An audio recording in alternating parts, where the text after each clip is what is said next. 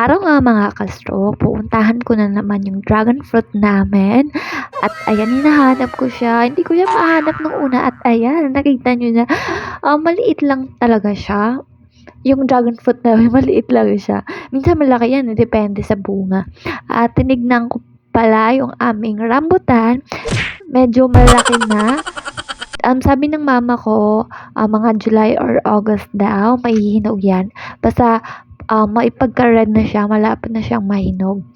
At ngayon nga, mga ka-stroke, eto na naman ako, mag-exercise, magpapaaraw. Tingnan nyo naman yung araw, oh. Sobrang maaraw talaga siya at masakit na yan sa ating mga balat. Kaya hindi na ako masyadong nagpaaraw. Ang ginawa ko lang talaga is naglakad-lakad ako sa araw o minsan sa hindi maaraw. Alam ko naman mga ka-stroke na ito talaga yung routine natin. Simula nung na-stroke ako, lagi-lagi na lang ganito ang routine ko. Kasi nung dati na wala pa akong, hindi pa ako na-stroke, ang ginagawa ko lang talaga is bahay, tsaka work. Ngayon, puro bahay na lang, tsaka exercise. So, for 2 years, ganito ang ginagawa ko.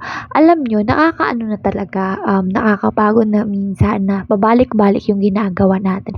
Pero sabi ko nga sa vlog ko, diba, na kung gusto mong gumaling, gawin mo. 'Di ba? Kasi para sa akin, sa tingin ko, ito lang talaga ang makakapagpagaling sa atin.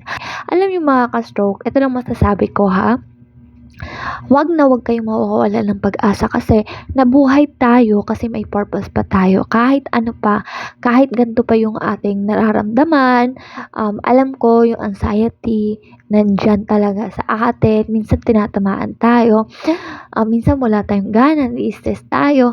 Pero ito lang isipin yung mga ka-stroke na ito, kaya natin to.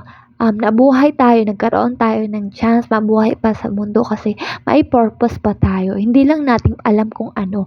Kasi minsan iniisip natin na, wala akong gamit, ano pa yung purpose ko. Alam kong may purpose tayo, kaya tayo nabuhay.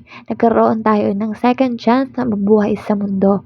Hindi lang talaga natin alam kasi ang iniisip natin na maging maayos tayo, makabalik tayo sa dati. At habang dito tayo sa mundo, may pag-asa. Yun yung itanim natin sa utak natin. Especially yung mga ka-stroke na matagal na ginagawa yung lahat-lahat na makabalik sa normal. Isipin nyo mga ka-stroke na ginagawa natin to para gumaling tayo. 'Di ba? Nagpapakahirap tayo para sa pagaling natin. Yun ang isipin nyo at kung napapagod na kayo, okay lang naman mapagod. Pero isipin nyo na gagawin ko ulit yung ginagawa ko kasi kailangan ng katawan ko at kailangan ko kasi para sa akin din makabalik ako sa dati. May sinabi si Dr. Atoy dun sa interview niya na whatever the brain believes, the body will achieve. So kung ano ang iniisip ng inyong brain, yung mga utak natin, susunod ng ating katawan. Kaya mga ka-stroke, isipin nyo nagagaling tayo. Huwag yung mga negative kasi nakaka-stress yun at hindi makakatulong sa atin.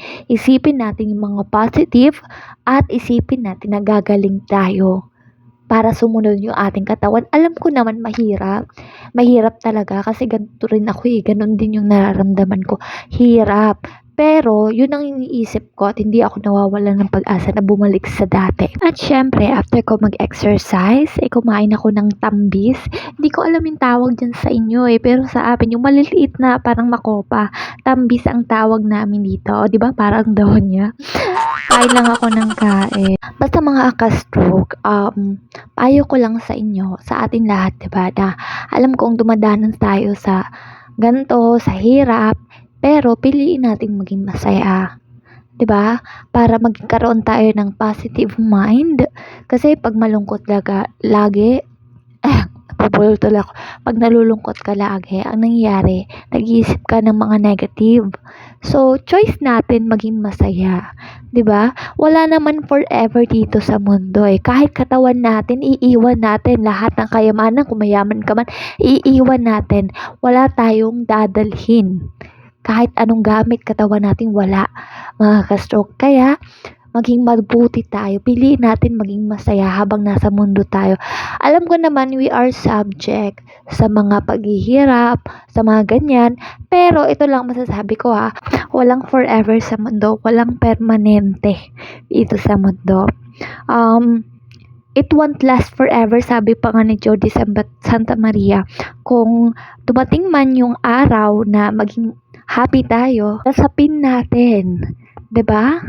Savor the moment. Kasi hindi yan magtatagal. It won't last forever. Kung bad day comes sa ating life, sabi niya, don't fret. Huwag tayong matakot. Kasi it won't last forever. Be hopeful. Yan ang sabi niya. Be hopeful. Kaya tayo mga ka-stroke, maging hopeful tayo. Kasi alam ko itong nararamdaman natin at nararanasan natin, isipin natin na it won't last forever. Hindi magtatagal tong ating nararanasan. Ang dami mga ka-stroke natin na nagpaka-recover. Diba? Yun ang isipin natin na tayo ay gagaling. Gagaling tayo. Siyempre, kailangan din ng gawa. Diba? Kailangan nating tiisin, gawin. Hindi lang tipong hopeful lang tayo, tapos wala tayong gagawin. Diba? Sa sarili natin, siyempre kailangan ng gawa din. Kaakibat niya is, gawin natin sa sarili natin na para tayo gumaling. Hindi ko lang to sinasabi mga ka-stroke kasi okay na ako. Hindi pa po talaga ako okay sa totoo lang. Nag-e-exercise pa rin po ako lagi para bumalik ako sa dati. Hindi pa okay yung balanse ko. Doon kasi ako mahina sa balanse sa kamay. Medyo mahina pa yung mga bones ko. Yun ang feeling ko, mahina. Kaya ang hirap-hirap sa akin ng balanse talaga. Kaya pinapalakas ko pa rin talaga. At lagi akong nag-exercise. Monday to Saturday. Ganyan. Sunday lang talaga yung pahinga ko. At minsan naman 2 days yung pahinga ko. Depende lang talaga.